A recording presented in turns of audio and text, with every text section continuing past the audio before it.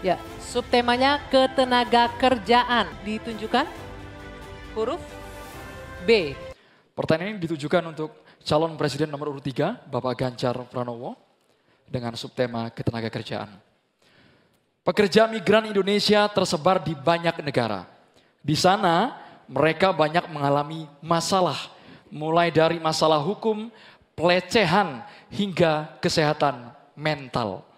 Pertanyaannya, bagaimana strategi paslon menjamin keselamatan dan kesejahteraan pekerja migran Indonesia? Waktu Bapak 2 menit untuk menjawab dimulai saat Bapak berbicara. Silakan. Terima kasih. Kembali negara hadir dengan segala perangkatnya. Ada duta besar di sana. BP2MI ada juga. Kementerian Tenaga Kerja ada. Pemerintah daerah ada. Kami mau bercerita pengalaman. Karena kemarin kami komunikasi dengan pekerja migran kita yang di Hong Kong. Kita live bersama dan mereka menuntut apa yang menjadi pertanyaan ini. Pak Ganjar, apa pelindungan yang diberikan kepada kami? Inilah panic button, inilah nomor telepon dan kalian kalau ada masalah telepon ke situ. Kalau tidak, maka ini akan kita tarik di pemerintah tertinggi agar kita bisa mengintervensi. Kenapa ini menjadi penting? Masalah-masalah yang mereka hadapi, satu, mulai mereka berangkat legalitasnya mesti beres. Mulai mereka berangkat kita sudah harus tahu skillnya apa. Mulai mereka berangkat apa yang ada dalam kontrak kerja. Kita pastikan semuanya.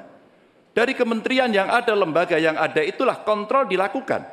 Kenapa saya bicara sampai mesti ada tempat melapor, duta besar yang aktif agar kita bisa melindungi segenap bangsa Indonesia dan seluruh tumpah darah. Warganya dimanapun mesti dilindungi. Dan dari sinilah pengalaman kami pernah membebaskan beberapa pekerja yang bermasalah, baik di Arab Saudi, di Sudan, terus kemudian di Kamboja, yang mereka terindikasi TPPO. Maka ketika kemudian melihat seperti ini, tindakan tegas adalah dari pemimpin tertinggi. Pengalaman saya jadi gubernur. Maka yang saya telepon adalah Menlu, yang saya telepon adalah duta besar, dan bagaimana kita beraksi agar kita bisa menyelesaikan persoalan itu. Komitmen ini tidak terlalu sulit.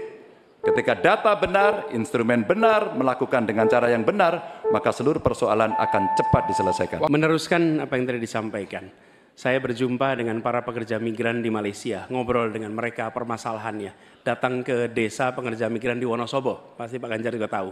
Nah, apa yang saya temukan? Memiliki kewenangan di pemerintahan tidak berarti memiliki pengetahuan tentang permasalahan. Yang dimiliki kewenangan, pengetahuan siapa yang tahu? Justru aktivis-aktivis pekerja migran. Jadi kami melihat harus dilibatkan para aktivis pekerja migran, mereka yang tahu lubang-lubang masalah di dalam melindungi pekerja migran. Kita memang betul, kita ingin melindungi sejak pra keberangkatan sampai mereka berada di sana. Tapi di tengah itu banyak sekali lika-liku yang ketika kita berada di birokrasi, banyak yang tidak diketahui. Karena itu kami melihat, libatkan mereka, lalu negara kolaborasi. Kewenangan dimiliki negara, pengetahuan dimiliki oleh para aktivis itu, kita eksekusi, melindungi dan memastikan mereka bisa hidup, bekerja dengan tenang di sana. Kepada Bapak Prabowo Subianto, calon presiden nomor urut 2, untuk menanggapi atas jawaban yang disampaikan oleh Bapak Ganjar Pranowo.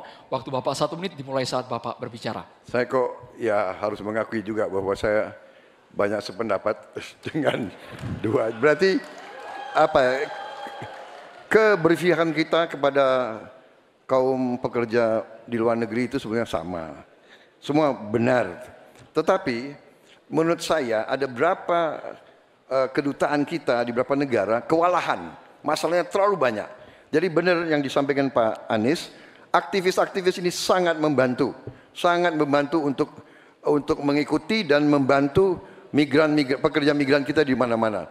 Saya pernah pengalaman, saya pernah diberitahu oleh seorang aktivis, seorang perempuan tentang seorang pekerja perempuan di Malaysia yang 2 minggu lagi mau digantung.